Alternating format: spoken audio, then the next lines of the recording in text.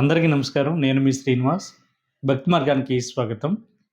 ఇక్కడ కనిపించేటువంటి క్షేత్రం సంతాన సుబ్రహ్మణ్య స్వామి క్షేత్రం అండి. ఈ క్షేత్రాన్ని ఆలవెల్లి మల్లవరం అని లేదా పాముల మల్లవరం అని పిలుస్తూ ఉంటారు.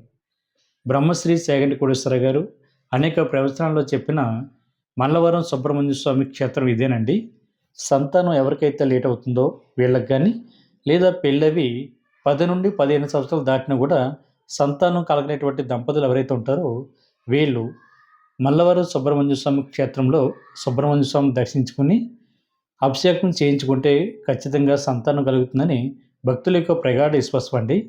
ఈ క్షేత్రానికి ఏ విధంగా రావాలి అనేటువంటి విషయానికి వస్తే కాకినాడ జిల్లా పిఠాపురం నియోజకవర్గం గొల్లప్రోలు మండలం గొల్లప్రోలు నుండి చేబూరు గ్రామానికి చేరుకున్న తర్వాత 6 కిలోమీటర్ల దూరంలో ఆలవెల్లి మల్లవరం ఉంటుందండి. మనకి దగ్గరలో అన్నవరంలో రైల్వే స్టేషన్ అందుబాటులో ఉంది. అన్నవరంలో కూడా కొన్ని ట్రైన్స్ మాత్రమే ఆగడం జరుగుతుందండి. మీరు అన్నవరం నుండి చేబూరు గ్రామానికి చేరుకుని అక్కడ నుండి మల్లవరం గ్రామానికి చేరుకోవడానికి అవకాశం ఉంటుంది. అదేవిధంగా పిఠాపురంలో కూడా మనకి రైల్వే స్టేషన్ అందుబాటులో ఉంటుందండి. పిఠాపురం నుండి సుమారుగా 12 కిలోమీటర్ల దూరంలో మల్లవరం ఉంటుంది. పిఠాపురం నుండి మీరు ఆటోలో కానీ లేదా ఏపీఎస్ఆర్టీసీ బస్సు ద్వారా కానీ మీరు చేబూరు గ్రామం చేరుకుని అక్కడ నుండి ఈ ఆలవెల్లి మల్లవరానికి చేరుకోవడానికి అవకాశం ఉంటుంది. సామలకోటలో కూడా మనకి ఇంచుమించుగా అన్ని ట్రైన్స్ కూడా ఆగడం జరుగుతుందండి. మీరు సామలకోటలో ట్రైన్ దిగితే సామలకోట నుండి పిఠాపురం చేరుకుని పిఠాపురం నుండి గొల్లప్రోలు దాటి గొల్లప్రోలు నుండి చేబూరు గ్రామానికి చేరుకుని అక్కడ నుండి మీరు ఆలవెల్లి మల్లవరం అయితే చేరుకోవడానికి అవకాశం ఉంటుంది. సుదూర్ఘ ప్రాంతాల నుండి వచ్చే వాళ్ళకి దేవస్థానం వద్దే అకామిడేషన్ కూడా మీకు అందుబాటులో ఉందండి. అదేవిధంగా పూజా సామాగ్రి కూడా మనకి దేవస్థానానికి ముందు షాప్లో అయితే అమ్మడం జరుగుతుంది. కాబట్టి ప్రతి ఒక్కరు కూడా ఈ అవకాశాన్ని వినియోగించుకోండి. ఈ దేవస్థానం సంస్థ బట్టి స్థల పురాణం, ఆలయ సమయాలు ఇవన్నీ కూడా మనం ఇక్కడ ఉన్నటువంటి పూజారి గారితో అడిగి తెలుసుకునేటువంటి ప్రయత్నం చేద్దాం రండి. ఓం శ్రీ శరవణ భవాయ నమః. మల్లవరం ఆలవెల్లి మల్లవరం శ్రీ శ్రీ ఉమామహేశ్వరవల్లి దేవసేన సమేత సుబ్రహ్మణ్య స్వామి దేవత స్వామివారి ఆలయం ఇదండి. స్వామివారు 1960లో పొలాల్లో నిత్యము కనిపిస్తూ ఉన్న ఒక పాముని ఒక రైతు శాంతంగా ఎలాంటి జీవ లక్షణాలకు ఉండాల్సిన సహజ లక్షణాలు ఇవి కనబడకపోవడంతో మామూలుగా మన హైందవ సాంప్రదాయం ప్రకారం పురాణాల ప్రకారం పాముని సుబ్రహ్మణ్య స్వామితోటి నాగేంద్రుడితోటి కొలవడం మనకు ముందు నుంచి ఆనవాయితీగా వస్తుంది. 1960 అంటే ఆ రోజుల్లో మరింత భక్తిభావాలు జనాల్లో ఎక్కువ ఉండేవి కాబట్టి ఒక రైతు ధైర్యం చేసి ఆయన వెళ్ళ ఉన్న తువ్వాలని పొలం గట్టు మీద వేసి ఆ పాముకు నమస్కారం చేసుకున్నాడట. రోజు అటు ఇటు వెళ్తూ వస్తూ చూస్తూ కూడా అలా దండం పెట్టుకుని మనసులో ఇలా కోరుకున్నాడట, స్వామి నువ్వు సాత్వికంగా శాంతంగా కనబడుతున్నావు, నాకు నీ పాము లక్షణాలు కనబడట్లేదు, ఇక్కడ ఉంటే వ్యవసాయం చేసుకునే మాకు లేదా జీవ లక్షణాలతో ఉన్న నీకు ఎవరో ఒకరికి సమస్య కలుగుతుంది స్వామి, నువ్వు ఎందుకో నాకు దైవస్వరూపంగా కనబడుతున్నావు, నేను అనుకున్నది నిజమే అయితే వచ్చి నాతో వస్తే నేను ఒక సురక్షితమైన ప్రదేశానికి తీసుకెళ్ళి అక్కడ పెడతాను స్వామి అని చెప్పి మనసులో అనుకోవడం జరిగిందట. అలాగ అనుకోగానే అవన్నీ విన్నట్టు ఆయనకు తెలిసినట్టు గమనించినట్టు ఆ దైవ సాక్షాత్కార స్వరూపం వల్ల అవ్వచ్చు వెంటనే ఆ తువ్వాల్లోకి వచ్చి కూర్చోవడం. ఆ రైతు ఆ ధైర్యంతో ఇంకా తను అనుకున్నది 100కి 100 పాళ్ళు నిస్సందేహంగా నిజమే అని నమ్మేసి ఆ తువ్వాలతో సహా పావుని భుజం మీద వేసుకుని ఆ గ్రామంలోకి నడిచి వస్తూ ఉండగా ఏదైతే పొలంలోంచి ఇంటికి వెళ్ళే దారిలో ఈ ఆలయ ప్రదేశం ప్రస్తుతం ఉన్న ఆలయ ప్రదేశం ఉందో ఆ ప్రాంతానికి వచ్చేసరికి విపరీతమైన బరువు ఎక్కుపోవడంతో మొయ్యలేక బహుశా ఇక్కడే ఉండడానికి నిర్ణయించుకున్నారేమో, అందుకే ఈ విధంగా జరుగుతుందని ఆయన మనసుకి ఆ భగవంతుడికి ఒక రకమైన కనెక్షన్ ఏర్పడింది అనుకోవచ్చు మనం ప్రస్తుతం ఉన్న మన పరిస్థితులను బట్టి. అలాగా వెంటనే దింపడం కిందకి దింపేసి బరువు మొయ్యలేక వెంటనే ఈ గుడి ప్రతిష్ఠ జరిగిన ప్రాంతం దగ్గరకు వచ్చి ప్లేస్లోకి వచ్చి పడగ విప్పుని కూర్చున్నారట. వెంటనే అక్కడ ఉన్న దగ్గరగా ఉన్న మారేడు చెట్లోంచి కొన్ని దళాలు తీసుకొచ్చి ఆ రైతు అక్కడే చిన్న గొయ్యి తవ్వి ఆ మారేడు దళాలన్నీ ఆ గోతులో పరిస్తే మెత్తగా ఉండి వచ్చి పడగ విప్పుకుని మళ్ళీ అదే గోతులో కూర్చుండడంతో ఆ రైతు అలా వదిలేసి మళ్ళీ గ్రామంలోకి వెళ్ళడం, అందరికీ చెప్పడం, అక్కడి నుంచి అతని అనుభవం కూడా చెప్పడంతో మరింత మందికి భగవంతుడంటే నమ్మకం ఉన్న వాళ్ళకి బాగా నమ్మిన వాళ్ళు వచ్చి రోజు దర్శనం చేసుకోవడం వెళ్ళటం జరుగుతుంది. అలా అలా కొన్ని నెలలు గడిచిన తర్వాత దూర ప్రాంతాల నుంచి కూడా భక్తితో జనాలు రావడం జరిగిందండి. ఇలా ఎవరైతే వస్తూ ఉన్నారు కదా నీలోపు ఆవు ఒకటి దానం ఇచ్చారట ఒక ఆయన, ఆ ప్రాంతంలో పలానా చోట సుబ్రహ్మణ్య స్వామిని నమ్ముతున్నారు, సరే పాలు తాగడానికి ఎలాగా నిత్యం తేవడానికి కావాలి కదా అని ఒక ఆవును దానం ఇచ్చారట. ఆ ఆవును దానం ఇచ్చిన పాలు పితికినా తాగలేదటండి పెట్టిన తర్వాత. ఇంతలో అక్కడ ఉన్న ఒక పూజారి గారు నేను ప్రయత్నం చేస్తానని ఆ గిన్నె తీసుకుని స్వామివారి ముందు పెట్టి సుబ్రహ్మణ్య స్వామినే నమః గోక్షీర నైవేద్యం నివేదయామని మంత్రరూపంగా నైవేద్యం పెట్టినట్టుగా ఆ మంత్రం చదవగానే వెంటనే వచ్చి ఆ పాలు తాగడం, అందరూ ఆశ్చర్యానికి గురయ్యి 100% ఇది సుబ్రహ్మణ్య స్వామి మహిమే ఆయనే అని చెప్పి నమ్మడము. తర్వాత ఆ నోట ఈ నోట పెద్దలందరూ కూర్చొని చర్చించుకుని గుడి కట్టడానికి నిర్ణయం చేసుకుంటారు. భక్తుల కోసం వచ్చిన వాళ్ళందరికీ కూడా ఒక నివాసమనో, దేవుడికి ఒక నివాసం కల్పించాలని వాళ్ళ వాళ్ళ సలహాలతో అనుకుంటారు. తీసుకుంటారట, నిర్ణయం చేస్తారు గుడి కట్టడానికి. గుడి కట్టడానికి నిర్ణయం చేసిన తర్వాత కాశీ నుంచి వస్తూ ఆ భక్తుల్లోనే ఒక కుటుంబం వారు కాశీ నుంచి వస్తూ నర్మదా బాణాన్ని శివలింగాన్ని తీసుకుని వచ్చేస్తారటండి. సుమారుగా ఒక మన గుప్పెడంత సైజు ఉన్నది ఈ ఆలయంలో ప్రస్తుతం ఇప్పటికే నడుస్తున్న పూజలు అంటుకుంటుంది శివలింగం. ఆ శివలింగాన్ని తెచ్చి ఇచ్చి ఇక్కడ పెట్టారట దర్శనానికి వచ్చి. ఆ పాలు నైవేద్యం పెట్టడానికి చేసేటప్పుడే పూజా విధానాల్లో ఆ శివలింగం అక్కడ పెట్టడంతో తిన్నగా ఆ పాము కోనేటిలోకి వెళ్ళి, కోనేరంటే అప్పట్లో చిన్న కాలువలో ఉండేదట, చిన్న కాలువ, పంట కాలువ. ఆ కాలువలోకి వెళ్ళి చెరువు జంక్షన్లో చెరువులు ఉంటాయి కదండి, ఆ అందులో మునిగి అక్కడికి వెళ్ళి అందులోకి వెళ్ళి ఈత కొట్టి వచ్చి మళ్ళీ చూస్తుందట, దాన్ని చుట్టుకుని ఉందట. అందరూ చూడగానే ఆహా స్నానం చేసి వచ్చి చూసుకుందని అక్కడ ఉన్న వాళ్ళందరూ అనుకోవడం, ఆ నోట ఈ నోట పాకడం, నలుగురికి తెలిసిందట.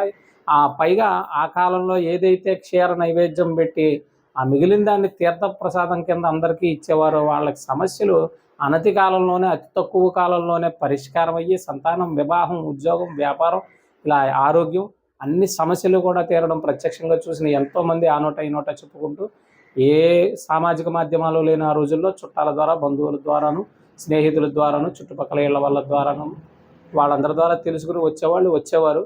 54 సంవత్సరాల వయసులో కూడా ఒక డాక్టర్ గారు వచ్చి సంతానాన్ని, కవల పిల్లలను కానీ ఊరంతా పండగ చేశారండి. ఒక రోజంతా ఇక్కడ చరిత్ర ఉంది. అది వాళ్ళు ప్రతి సంవత్సరం సుబ్రహ్మణ్య షష్ఠికి ఆ సంతానం ఇప్పటికే వస్తున్నారని చెప్పేది ఇక్కడ చెప్తూ ఉంటారు. అయితే ఇలా ఎవరైతే ఇలాగే సుబ్రహ్మణ్య స్వామిలాగా రోజు సంతానం కోసం, వివాహం కోసం ఏదైనా కష్టమని వచ్చిన వాళ్ళు కోనేటిలో స్నానం చేయడం, ఆ నాగుల చీర నాగులతో వాళ్ళ మెళ్ళ వేసుకోవడం, గుడి చుట్టూ ప్రదక్షిణ చేయడం, ఆ శివలింగానికి సుబ్రహ్మణ్య స్వామిలో ఉన్న ఆ రూపానికి కూడా అభిషేకం చేసుకుని వాళ్ళ కోరికలు కోరుకుంటారు. వారందరికీ వారి కోరికలు తీరుతాయి అనేది అనాది కాలముగా వస్తున్న ఆచారం, సాంప్రదాయం కింద నమ్మకం కూడానండి ఇక్కడ. అయితే ఆ గుడి కట్టడానికి నిర్ణయం తీసుకున్న తర్వాత, శివలింగాన్ని తెచ్చిన తర్వాత కోనేటిలోకి నుంచి వచ్చి శివలింగానికి చుట్టుకున్న ఆ పాము అలాగే నిత్యం పూజలు అందుకుంటూ 1964 వరకు కూడా పూజ చేస్తున్నంత వరకు ఆ శివలింగానికే చుట్టుకుని ఉండడం, పూజ అయిపోయిన తర్వాత మళ్ళీ వెనకాలకు వెళ్ళి నిద్రించడం, ఆ ఏదైతే నిద్ర చేసిందో దాన్నే శయన మందిరం కింద నిర్మాణం చేయమని పెద్దలు, పంచాంగకర్తలు అవనివ్వండి, పెద్దలు అవనివ్వండి, మహానుభావులు కొంతమంది, చాగంటి కోటేశ్వరరావు గారు లాంటి పెద్దవాళ్ళందరూ కూడా మందిర నిర్మాణానికి ప్రోత్సహించడం, అదే మందిర నిర్మాణంలో వెళ్ళి నిద్ర చేయడానికి ఈ విధానం అంతా ఇక్కడ నిర్వహించబడుతుంది. ఎవరైతే సంతానం కోసం, వివాహం కోసం వస్తున్నారో వాళ్ళు ఆ సుబ్రహ్మణ్య స్వామిలాగే ఆ శరీరానికి సంబంధించిన పూజ అంతవరకే తెలుసు కాబట్టి అలాగే చేశారు ఆ స్వామివారు. అలాగే మనం మానవ శరీరంతో ఉన్నాం కాబట్టి మనకు విధి విధానాలన్నీ కూడా ఒక ప్రత్యేకమైన విధానంగా రూపొందించుకున్నాం కాబట్టి ఈ విధంగా స్వామివారికి పూజ చేస్తే సంతానం కలుగుతారు, వివాహం జరుగుతుంది, ఆరోగ్యాలు బాగుపడతాయి, వ్యాపారాలు నిర్వహింపబడతాయి, చదువులు, ఉద్యోగాలు, అన్ని కోరికలు తీరతాయని నమ్మకంతో పెద్ద పెద్ద మహానుభావులు, చాగంటి కోటేశ్వరరావు గారు లాంటి మహానుభావుల ద్వారా, ఘంటసాల గారు, రేలంగి గారు, మర్రి చెన్నారెడ్డి గారు, ఎంతోమంది మహానుభావులు, పెద్ద పెద్ద అవధూతేంద్ర స్వామి వారు లాంటి స్వాములు కూడా ఇక్కడికి వచ్చి ఆ స్వామి యొక్క ప్రత్యక్ష నిదర్శనాన్ని చూసి అనుభవించి ఎంతోమందికి చెప్పడం జరిగిందండి.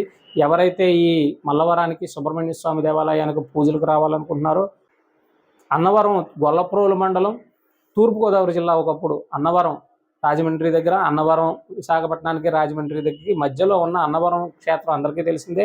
అక్కడికి వచ్చి మల్లవరం అని కొట్టినట్టే సుమారు 9-10 కిలోమీటర్ల దూరంలో ఉన్న, 20 కిలోమీటర్ల దూరంలో ఉన్న మల్లవరం మాత్రమే మన సుబ్రహ్మణ్య స్వామి మల్లవరం అండి. గొల్లప్రోలు మండలం, కాకినాడ తాలూకా, కాకినాడ దగ్గర. అటు కాకినాడ, ఇటు అన్నవరం, రెండు కూడా అందరికీ నోటెడ్ అయిన విలేజెస్.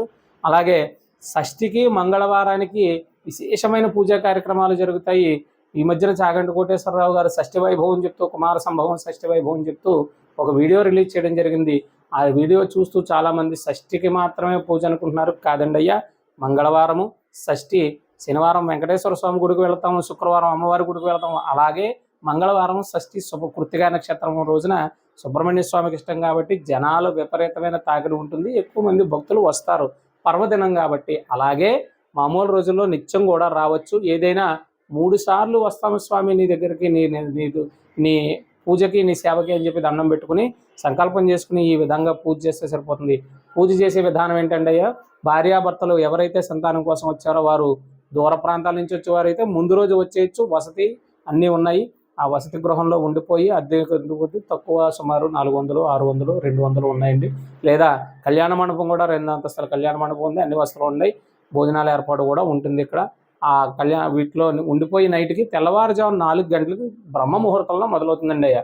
ఆ బ్రహ్మ ముహూర్తంలో ఎవరైతే నాగులు చీర కట్టుకుని ఆ స్వామివారిలాగే అదే సమయానికి కోనేటిలో స్నానం చేసి నిద్ర చేసి ఆ నాగుల చీర కట్టు ఎవరైతే వచ్చి అభిషేకం చేసుకుని ఆ రోజంతా ఉపవాసం ఉంటారో భార్యాభర్తలు, వాళ్ళకి సంతానం ఖచ్చితంగా కలుగుతుందని ఇక్కడ ఎన్నో నిరూపణలు, ఎంతోమంది సాఫ్ట్వేర్ వాళ్ళు, డాక్టర్లు, గవర్నమెంట్ ఉద్యోగస్తులు అందరూ కూడా, ఏమీ లేని వాళ్ళు, పేదలు నిరుపేదలు కూడా వస్తారు, చేసుకుంటున్నారు. ఫలితంతో మళ్ళా పిల్లల్ని తీసుకొచ్చి ఇక్కడికే ఈ మండపానికే వచ్చి ఏదైతే నాగుల చీర కట్టుకున్నారో ఆ నాగుల చీరతో ఆ పిల్లల్ని వేసి ఉయ్యాల వేయడం ఇక్కడ సాంప్రదాయం అండి.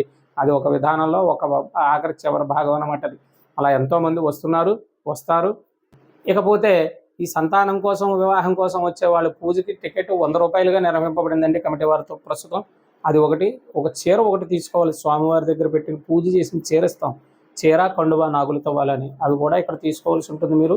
ఆ రెండింటికి సుమారు ఒక 600, ఏదైనా సుమారుగా 1000 రూపాయలు లోపే, కానీ దాటి ఎవరికి ఖర్చు పెట్టాల్సిన అవసరం లేదండి. లేదు కూడా అవసరం, అంతకు మించి రూపాయి ఖర్చు అవ్వదు. ఏమీ లేవు, మేము పేదవారముని వెళ్ళకూడదని ఏమీ లేదండి. భగవంతుడు అందరివాడు. వచ్చి చేసుకునే వాళ్ళు శక్తికి బట్టి దండం పెట్టుకుని వచ్చి చేస్తే సంకల్పం ఆయనది, నడిచేది మనం అంతే, నడిపించేది ఆయన. అది మనసులో పెట్టుకుని సంతోషంగా రావచ్చు. ఆ గూగుల్ మ్యాప్లో స్టార్టింగ్ నుంచి మాత్రం కొట్టి రావద్దు. చాలామంది చుట్టుపక్కల మల్లవరాలు ఉన్నాయి. వెస్ట్ గోదావరిలో మల్లవరం ఉంది, నర్సీపట్నం ఏజెన్సీలో ఒక మల్లవరం ఉంది, ఏలూరు దగ్గర ఒక మల్లవరం ఉంది. ఇన్ని మల్లవరాలు లేవండి ఇక్కడ. ఈ మల్లవరం, మా మల్లవరం మాత్రం అన్నవరం, కాకినాడ దగ్గరలో ఉన్న మల్లవరం అని కొట్టండి, ఆ దగ్గర ప్రాంతానికి వచ్చి కొట్టండి. ఇకపోతే పూజా సామాగ్రి గురించి అడిగారు. పూజా సామాగ్రి, ఎవరి పూజా సామాగ్రి వాళ్ళే ఏర్పాటు చేసుకోవాలండి. స్వామివారికి నిత్యం కూడా ఏదైతే శివాలయాల్లో మనం రెగ్యులర్గా మనకు తెలుసు, కార్తీక మాసం శివాలయానికి వెళ్ళి వాళ్ళు ఆవు పాలు, పంచామృతాలు అంటాం, ఆవు పాలు, ఆవు పెరుగు, తేనె, నెయ్యి, పంచదార, పంచామృతాలు అని అంటాం కదా, అవి, పళ్ళరసాలు, గంధం, విభూతి, వట్టివేళ్ళు, పన్నీరు, ఇలాంటి సుగంధ ద్రవ్యాలు, తర్వాత పువ్వుల దండలు. అవి మన ఓపిక, ఏవి యథాశక్తి అని మేము మంత్రం చెప్తాం. ఎవరి శక్తి ఉన్నో వాళ్ళు చేస్తారు. దూర ప్రాంతాలు ఇచ్చేవాళ్ళు ఇవన్నీ నిలవ ఉంటే పడే పదార్థాలు కాబట్టి ఎక్కడికి వచ్చైనా తీసుకొచ్చి ఇక్కడ షాపులు ఉన్నాయి, ఏర్పాట్లు ఉన్నాయి. ఇది మల్లవరం సుబ్రహ్మణ్యేశ్వర స్వామి గుడి. ఇక్కడ సంతానం కోసం వచ్చిన వాళ్ళు తెల్లవారుజామున ఇక్కడ గుడి ప్రాంగణంలో ఉన్న కోనేరులో స్నానం చేసి ఇక్కడ నాగుల చీర అనేది ఇస్తాం. అది కట్టుకుని వెనకాల సైన మందిరం అని ఉంది, అది మీకు వీడియో లాస్ట్లో చూపిస్తాం. అది ఏంటంటే అక్కడ నిద్ర చేయాలి ఆడవారు అక్కడ నిద్ర చేయాలి. ఆ రోజు అంతా ఉపవాసం ఉండాలి. నేల మీద పడుకోవడం అలాంటిది ఏం అక్కర్లేదు, ఎక్కడన్నా పడుకోవచ్చు. ఇది ఆ రోజంతా పళ్ళు, టీ, కాఫీ, రసాలు, పాలు ఇవి తీసుకోవాలి. పళ్ళు అంతే. ఇవి తీసుకున్నాక దాని మరుసటి రోజు పరవన్నం ఉండి దేవుడికి నైవేద్యం కింద పెట్టి, మీ ఎలువెల్లి దేవుడికి నైవేద్యం కింద పెట్టి, అది కూడా మీరు కొద్దిగా నెమ్మదిగా మీరు కూడా తిని, అప్పుడు ఆ నెమ్మదిగా తిన్న తర్వాత అలా తినేసాక ఆ రోజంతా ఒంటిపూట భోజనం చేయాలి. పొద్దున్న టిఫిన్, మధ్యాహ్నం భోజనం, రాత్రి టిఫిన్ చేసి వండుకోవాలి. దాని మరుసటి రోజు నుండి మళ్ళీ మీ ఇష్టం కంటిన్యూ చేసుకోవచ్చు. అలా అదే వివాహం కోసం అయితే 108 అభిషేకం చేసుకొని అభిషేకం చేయించుకోవాలి. ఇలాగా సేమ్ ప్రాసెస్. మళ్ళీ పరవన్నం వండేవాళ్ళు పరవన్నం వండుకొని తిని ఆ రోజంతా ఉపవాసం ఉండాలి. పళ్ళు, టీ, కాఫీ, పళ్ళరసాలు తీసుకోవచ్చు. ఇదిగోండి ఇక్కడే ఆడవారు అనేది నిద్ర చేస్తారన్నమాట. ఇదిగోండి ఇంకోటి ఉంది శైనవంతరం, ఇలా వచ్చింది ఇంకోటి.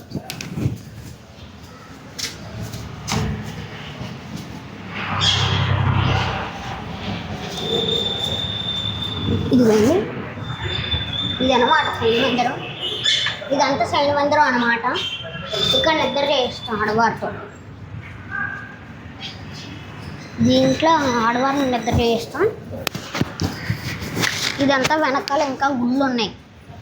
అది ఇంకా ఇక్కడ ఆంజనేయ స్వామి గుడి ఉంది, సూర్యనారాయణ స్వామి గుడి. ఆంజనేయ స్వామి గుడి ఇదిగోండి.